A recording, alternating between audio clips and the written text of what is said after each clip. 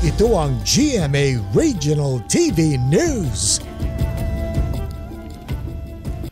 8 sugatan ang dumausdos sa bangin ng isang jeep sa Rizal, Cagayan. Base sa investigasyon, nahulugan ng mga bumagsak na bato mula sa bundok ang jeep kaya nawalan ng kontrol ang driver.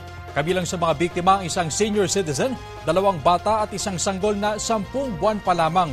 Kinailangang ilipat sa ospital sa Tuguegarao ang 5 pasyente dahil sa kanilang kalagayan.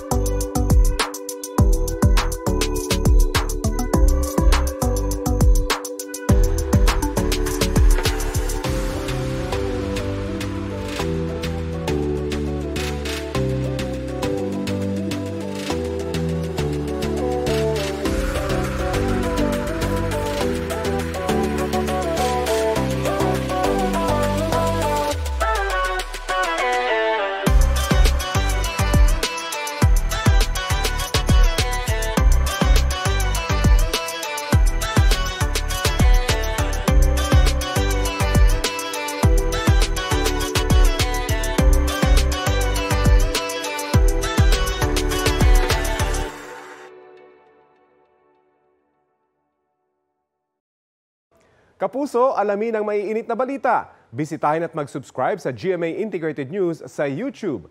Sa mga kapuso abroad, samahan nyo kami sa GMA Pinoy TV at sa www.gmanews.tv.